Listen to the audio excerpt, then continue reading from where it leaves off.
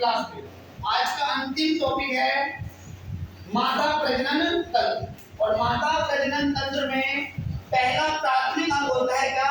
Ovary, अंडाशय। Ovary की संख्या यानी अंडाशय की संख्या कितनी होती है? 2 होती है। कितनी होती है मेरे भाई? 2 होती है ओवरी की संख्या।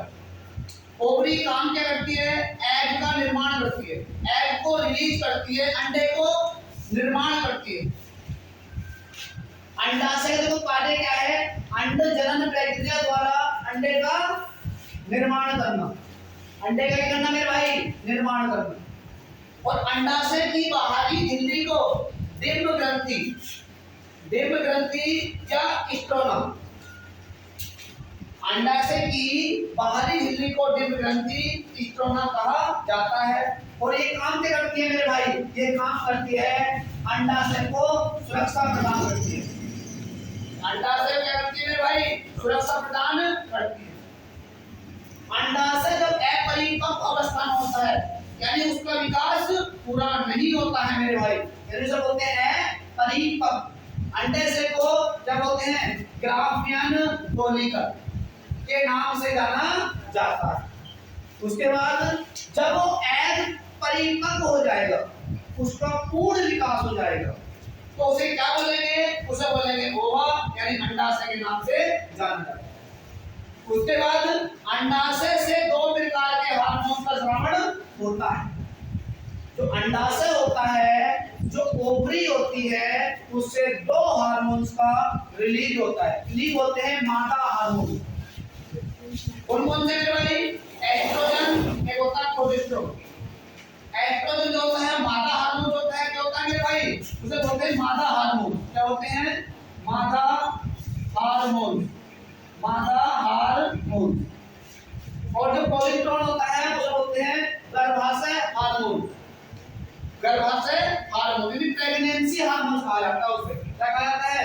Pregnancy hormone. तो दूसरा पॉइंट है इसका डिंब वाहिनी नलिका। क्या बोलते हैं इसे? डिंब वाहिनी नलिका। ये क्या कार्य है इसका? निषेचन। यहाँ जहां पर फर्टिलाइज होता है, जहां पर फर्टिलाइज होता है उसे कहते हैं डिंब वाहिनी नलिका। जो हमारा स्पर्म है, स्पर्म इस डिंब वाहिनी नलिका के माध्यम से ही जाता है और फिर क्या होता है? वहां निषेचन। फिर उस नली के अंदर 2, एक तो स्पर्म और एक एग, दोनों क्या होता है? मिलन। क्या होता है? दोनों क्या बोलेंगे? इन दोनों होता है मिलन। और जब ये मिल जाते हैं मेरे भाई तो ये निर्माण करते हैं किसका? जाइगोट का मेरे भाई। जब एग और स्पर्म मिलेगा तो ये निर्माण करेगा जाइगोट का।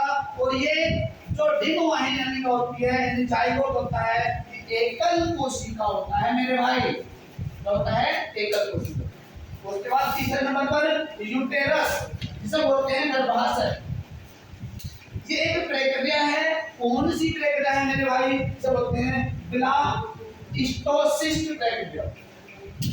ब्लास्टोसिस्ट प्रक्रिया मेरे भाई। काम क्या है? निषेचित अंडे द्वारा उत्पादित सेल का विभाजन। निषेचित अंडे द्वारा उत्पादित कोशिका का विभाजन। क्लियर? और उसके बाद एक पॉइंट है मेरे भाई, नोट बना करके।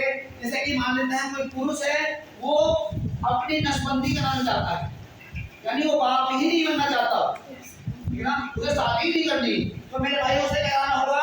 उसे पुरुष नसबंदी करानी होगी। उसे क्या बोलते हैं? वैसक्टोमी।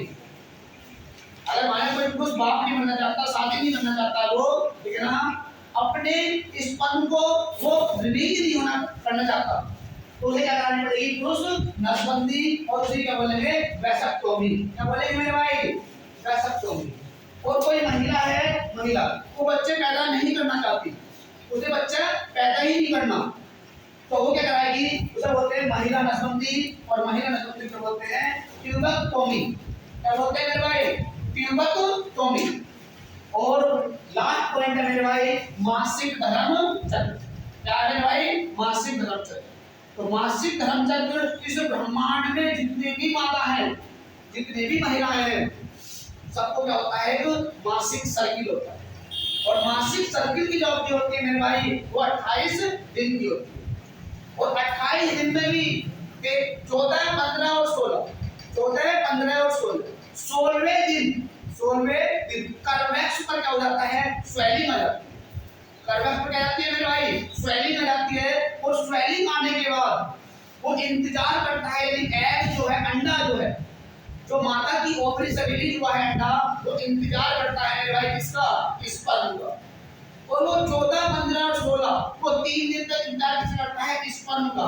अगर उसे स्पर्म नहीं मिला तो उस कर्वेक्स की दीवार पे क्या जाती है, स्वेलिंग, सूजन आ जाती है। और 3 दिन के बाद वो स्वेलिंग के द्वारा झिल्ली फट जाती है।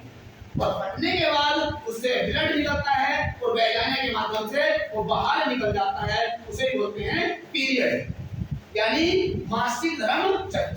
तो देखिए पॉइंट इसमें मेरे भाई, मासिक धर्म चक्र 11 वर्ष से 13 वर्ष की आयु में शुरू हो जाता है। कितने वर्ष की आयु में मेरे भाई, 11 वर्ष से लेकर के 13 वर्ष की आयु में, यानी एज ए कुछ फीमेल, यानी एज ए कुछ मादा, कुछ 13 वर्ष की आयु में और कुछ 11 वर्ष की आयु में। अगला पॉइंट, मासिक धर्म चक्र का शुरू होना इसे कहलाता है रजोदर्शन।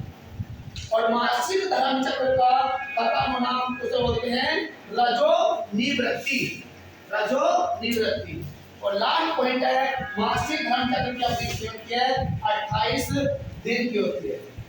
तो ये चैप्टर समाप्त हुआ मेरे भाई, और ये टॉपिक भी समाप्त हुआ। आई होप समझ में आया होगा। Thank you.